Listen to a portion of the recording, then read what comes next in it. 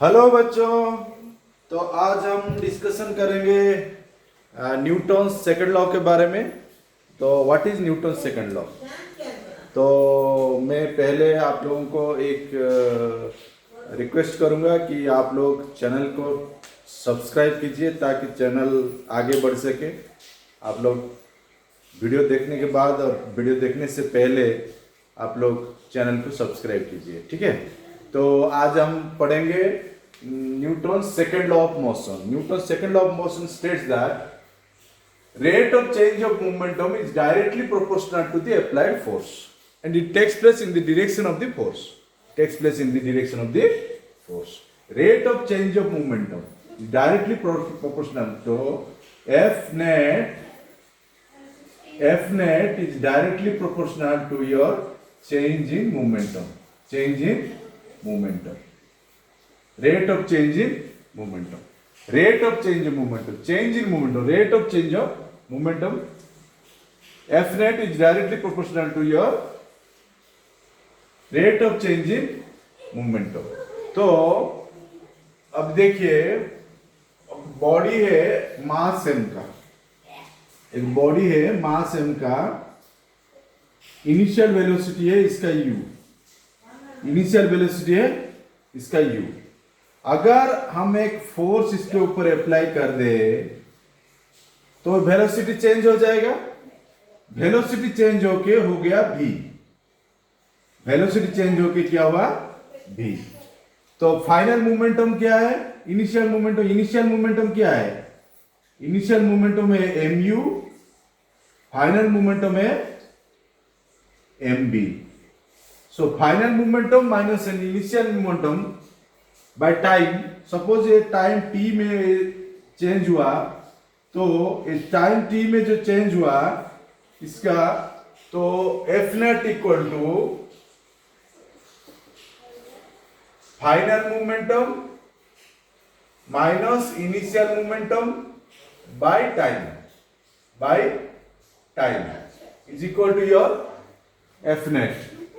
सो m अगर इधर common लेते हैं, हम m अगर कॉमन लेते हैं तो v minus you by T, which v minus u by t means your acceleration. F net equal to your m into a. ये है हमारा Newton's second law. F net equal to क्या आया? F net equal to m into a. F net क्या आया? F net equal to आया क्या?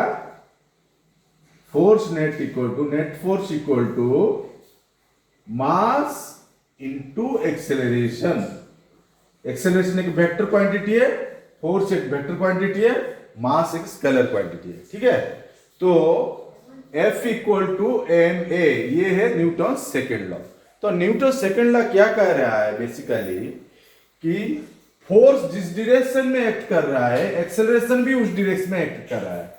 मतलब फोर्स अगर इधर मैं लिख दूं एक्स एक्सिस में एक्ट कर रहा है, तो एक्सेलरेशन भी एक्स एक्सिस में भी एक्ट कर रहा है। फोर्स अगर वाई डायरेक्शन में एक्ट कर रहा है, वाई एक्सिस में, तो एक्सेलरेशन भी वाई एक्सिस में एक्ट कर रहा है, ठीक है। तो इसका मतलब है फोर्स अगर एक मास है m, उसके ऊपर फोर्स ऐसे एक्स एक्सिस में लगा, तो एक्सेलरेशन भी एक्स एक्सिस में ही उसका दिखाई देगा। फोर्स एक्स एक्सिस में दिखा तो एक्सेलरेशन भी एक्स एक्सिस में दिखा। तो इस मास को अगर फोर्स वाई एक्सिस में लगा, फोर्स इधर वाई एक्सिस में लगा, तो एक्सेलरेशन भी वाई एक्सिस में, इस डायरेक्शन में एक्सेलरेशन जाएगा। एक्सेलरेशन उसका होगा वाई एक्सिस में। तो ठीक है, जो फोर्स जिस डायरेक्शन में अप्लाई होता है, इस डायरेक्शन में ही एक्सेलरेशन अप्लाई होता है, तो एक्सेलरेशन दिखाई देता है, ठीक है। अब देखिए, फोर्स अगर इस डायरेक्शन में अप्लाई हो रहा है फोर्स, तो एक्सेलरेशन भी इस डायरेक्शन में दिखाई देगा। एक्सेलरेशन भी इस डायरेक्शन में दिखाई देगा। फोर्स अगर इस डायरेक्शन में अप्लाई होता है तो एक्सेलरेशन इस डायरेक्शन में दिखाई देगा, ठीक है। और हम लोग क्या कहते हैं, अगर फोर्स डिफरेंट डायरेक्शन में दिखाई दे रहा है, सपोज फोर्स ऐसा एक्ट कर रहा है, फोर्स ऐसा एक्ट कर रहा है, ऐसा ऐसा ऐसा ऐसा ऐसा ऐसा। तो इधर मास है, फोर्स ऐसा एक्ट कर रहा है, बहुत सारे फोर्स एक्ट कर रहे हैं उसके ऊपर। तो नेट फोर्स इसका लिया जाएगा, all the vector sum of all the forces लिया जाएगा, नेट फोर्स निकाला जाएगा। नेट फोर्स अगर इस डायरेक्शन में अप्लाई कर रहा है, नेट फोर्स अगर एफ नेट इस डायरेक्शन में अप्लाई हो रहा है तो एक्सेलरेशन इस डायरेक्शन में अप्लाई होगा। ठीक है, all the vector sum of all the forces लिया जाएगा, नेट फोर्स निकाला जाएगा। नेट फोर्स जिस जिस डायरेक्शन में अप्लाई हो रहा है, एक्सेलरेशन भी उस डायरेक्शन में अप्लाई होगा। ठीक है, F equal to M A जो आया, अब देखिए मैं एक चीज इधर आप लोगों को बताना चाहता हूं। तो F net equal to M A जो आया, इसके बारे में थोड़ा डिस्कशन करेंगे हम। अब देखिए एफ नेट क्या आया, एफ नेट आया एम ए। तो अगर 1 न्यूटन का फोर्स अप्लाई होता है,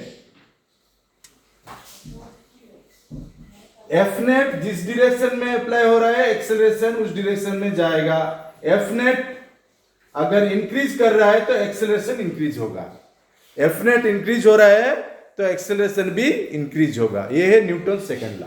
अगर एफ नेट इंक्रीज हो रहा है तो एक्सेलरेशन भी इंक्रीज करेगा, ये न्यूटन सेकंड लॉ। ठीक है, तो एफ ने 1 न्यूटन का फोर्स अगर अप्लाई हुआ तो 1 केजी बॉडी वेट का, 1 केजी मास का कितना एक्सेलरेशन दिखा जाएगा, 1 मीटर पर सेकंड स्क्वायर एक्सेलरेशन दिखा जाएगा।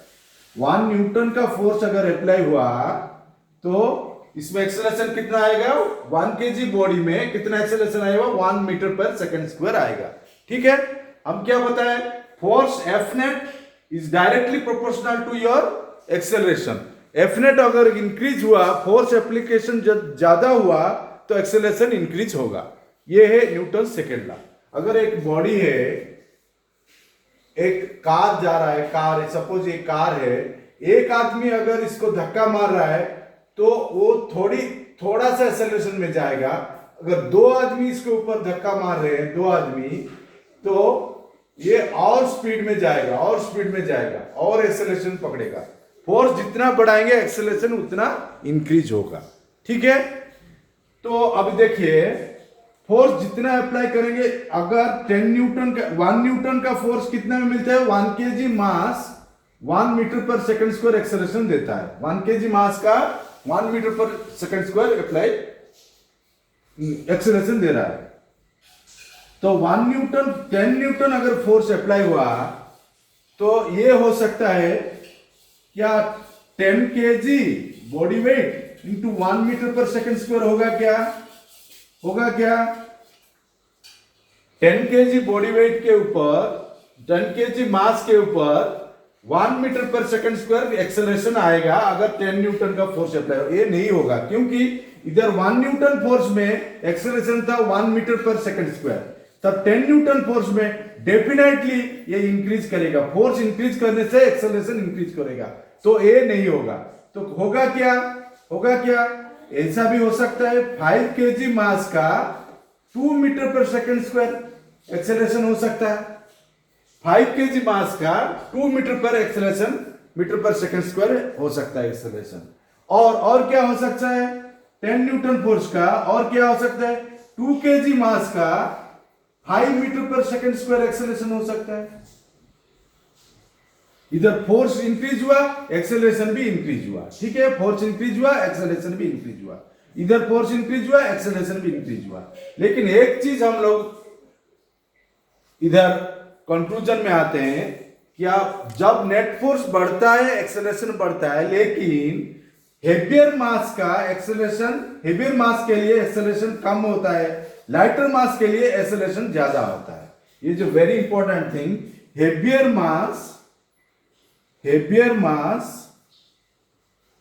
have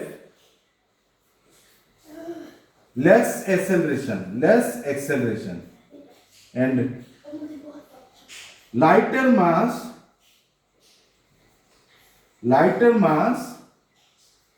have more acceleration. Lighter mass have more acceleration, heavier mass have less acceleration. But force increase करने से एक्सेलरेशन इंक्रीज होगा, ये है न्यूटन्स सेकेंड लॉ. ठीक है, तो इधर हम लोग न्यूटन सेकेंड लॉ के बारे में कुछ जान लिया. उसके बाद न्यूटन्स थर्ड लॉ के बारे में हम कुछ डिस्कशन करेंगे. Thank you.